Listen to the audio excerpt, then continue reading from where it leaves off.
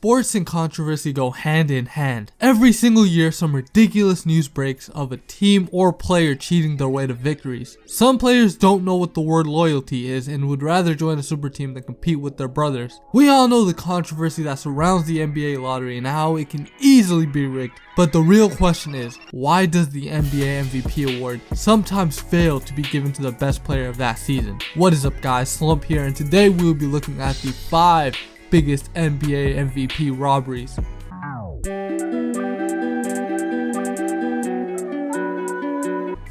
Now, a lot of you younger kids probably don't remember this season and how the MVP award was blatantly given to Kobe because of him being robbed in years past. Keep these numbers etched into your brain for the remainder of the video and look back at it after I announce the number 1 robbery. Chris Paul in 2008 put up 21.1 points per game, 11.6 assists, and 4 rebounds per game with a worse cast to play with and had a win share of 17.8. Kobe, on the other hand, put up 28.3 points, 5.4 assists, and 6.3 rebounds per game with a win share far below Chris Paul's with 13.8. On top of that, Chris Paul crushed him with his phenomenal defensive play. This was a pathetic display of the media, showing bias trying to honor Kobe before it was too late. Just pathetic.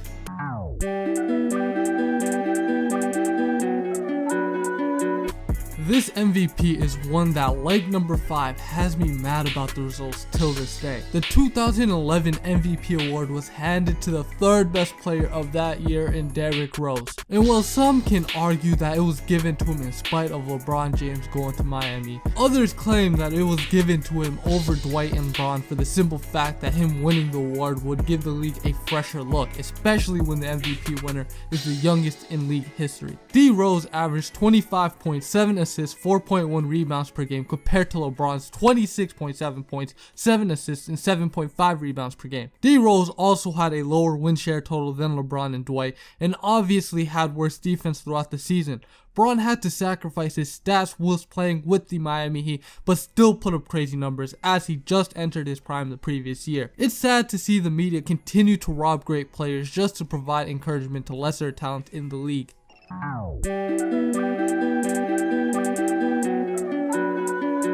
Tim Duncan was awarded the 2002 NBA MVP award over someone who made a team with very little talent around him outside of Richard Jefferson, Kenyon Martin, and obviously the GOAT Bryant to a solidified contender going 52-30. Now, Jason Kidd is a scumbag, I must admit, but he was easily the best player in the 2001-2002 NBA season, putting up 14.7 points per game, 10 assists, and 7.3 rebounds per game. Now, although he didn't have the better individual stat line than Tim Duncan, he carried a team of garbage in the early 2000s to a solid record. He is definitely deserving of the award. The results for the 2002 MVP were extremely close, with Tim Duncan barely edging out Jason Kidd. This is honestly one of the most underlooked snubs, but I had to give it the number 3 spot.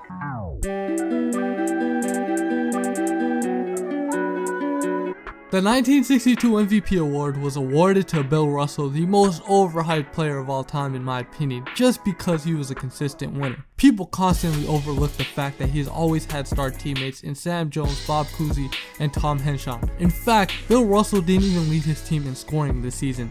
He, a 6'10 center playing against bank tellers, averaged a mere 18 points per game and somehow won the MVP award over a man who literally was a team all by himself in Wilt the Stilt Chamberlain. Wilt played an average of 48.5 minutes per game that season when there was only 48 minutes per game in regulation. Wilt averaged an unbelievable 50.4 points per game along with 25.7 rebounds per game. But keep in mind, those numbers are clearly inflated since Russell also averaged 23 as well. The players decided to give it to Bill because they viewed Wilt as a selfish player. How is it selfish when you're playing with cashiers at your local grocery store? Wilt was robbed. Just accept it.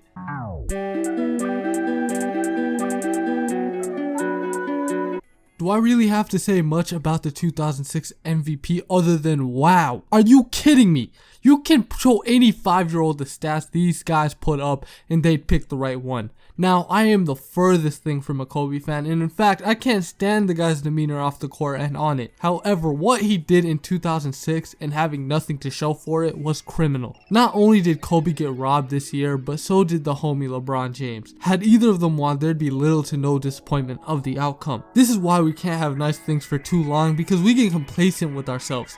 We look past greatness and seeking out. All NBA awards should be voted on by coaches and the front office executives because when it comes to the players and media, there is a clear bias, and this year proved it. Kobe Bean Bryant put up a ridiculous 35.4 points per game, 4.5 assists per game, and 5.3 rebounds per game. And guess what, guys? That line wasn't good enough to win the MVP award or even get a second place vote or the third place vote. Yes, guys, Kobe Bryant, with his best season in his entire career, did not win the MVP award, but instead got 4th place in voting because he was a ball hawk. Now, Kobe has only been the best player in the NBA for like 2 seasons, and this was one of them. And it was because of this, Kobe ended up robbing my boy Chris Paul of his MVP award in 2008. Like Kobe, Bron had a killer season, posting a better overall numbers with 31.4 points, 6.6 assists, and 7 rebounds per game at only 22 years old. Bron got robbed just as much as Kobe did. Now, I don't undermine Nash's greatness, and in fact, I rooted for the Suns throughout their playoff runs in the Western Conference, but Nash only averaged 18.8 points and 10.5 assists per game, with a total team constructed to appease him, and yet he ran away with the MVP award. I am sick to my stomach. It is apparent that great players like MJ, Kobe, Bron, and Shaq were robbed throughout their careers for being too great. Yes, that sounds terrible. The media constantly works to overhype lesser players just to have more competition for these awards. The NBA MVP has a horrible voting system that I hope changes one day. And with that being said, guys, you have been watching Slump TV and my top 5 NBA MVP snubs. If you enjoyed the video at all, make sure to share this video, leave a like, and most importantly, subscribe. The road to 1K is real, and let's break it before August. Have a good one. Peace out.